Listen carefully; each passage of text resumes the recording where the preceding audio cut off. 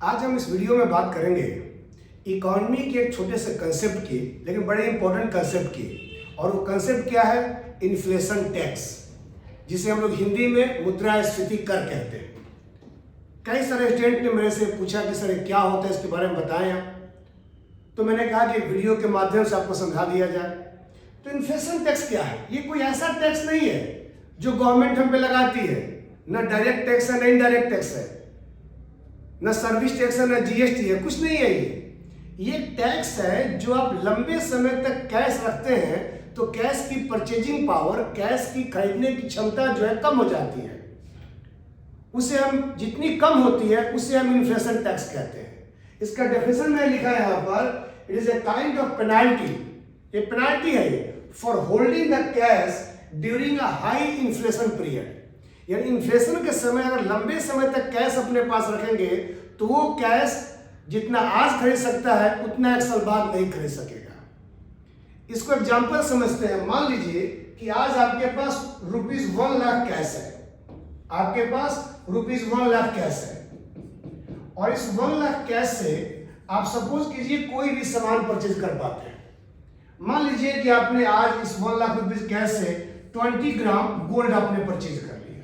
थोड़ा सा 19-20 होगा, ज्यादा होगा, गोल्ड का रेट अप डाउन होते रहता है। मान लीजिए कि 1 लाख रुपीज से आपने 20 ग्राम गोल्ड परचेज कर लिया। आज मतलब जनवरी 2024 की बात मैं कर रहा हूं। अब आपने गोल्ड परचेज नहीं किया, इस 1 लाख रुपीज को अपने लॉकर में, अपने अलमीरा में, अपने वार्डरोब में जमा कर दिया, रख दिया। बैंक में जमा नहीं किया, कैश रख लिया अपने पास। अब एक साल बाद यानी जनवरी 2025 में क्या आप इस 1 लाख रुपए से ये 20 ग्राम गोल्ड खरीद पाएंगे, परचेज कर पाएंगे? ऐसा सीधे आएगा ना। हो सकता है कि कुछ कोविड टाइप की समस्याएं आई हो, कुछ ऐसे इंटरनेशनल लेवल पे कुछ समस्याएं आई हो तो उसमें गोल्ड का प्राइस डाउन होगा, बट जनरली ये होता है कि गोल्ड के प्राइसेस बढ़ रहे हैं। सभी वस्तुओं के प्राइसेस, कीमतें जो है बढ़ती रहती है लगातार। तो उस 1 लाख रुपए से आप एक साल बाद गोल्ड परचेज नहीं कर पाएंगे, 20 ग्राम गोल्ड नहीं कर पाएंगे। मान लीजिए कि उस समय 20 ग्राम गोल्ड परचेज करने के लिए आपको 1,10,000 रुपीज पे करने पड़ रहे हो। तो यानी आपके रुपये की वैल्यू जो है ये 10,000 कम हो गई। यानी जो काम आज आप 1 लाख में कर सकते थे, एक साल बाद उस काम के लिए आपको 1,10,000 रुपये चाहिए। यानी कैश जो आपने रखा, इस कैश की वैल्यू उतनी कम हो गई। और इस कैश को आपने गोल्ड में जमा कर दिया हो तो जैसे जैसे मार्केट में इन्फ्लेशन होता, गोल्ड की प्राइस भी बढ़ जाती, और एक साल बाद आप गोल्ड को बेच देते तो आप 1,10,000 रुपये मिल जाता। यानी पैसा कैश रखने के चलते पैसे की परचेजिंग पावर में, खरीदने की क्षमता में कमी हो जाती है। इसीलिए कहा जाता है कि ज्यादा कैश जो है अपने घरों में न रखिए, क्योंकि कैश महंगाई जैसे अर्थव्यवस्था में बढ़ती है, किसी देश में बढ़ती है, उसकी तुलना में कैश की खरीदने की क्षमता कम होती जाती है।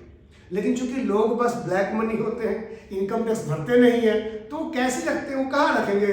हाँ, गोल्ड वगैरह में कर सकते हैं। इसलिए कभी भी ध्यान रखिए, अगर आपको ऐसा कुछ है कैश वगैरह, तो गोल्ड में इन्वेस्टमेंट को माना जाता है कि इन्फ्लेशन से बचना है तो गोल्ड में इन्वेस्टमेंट कीजिए।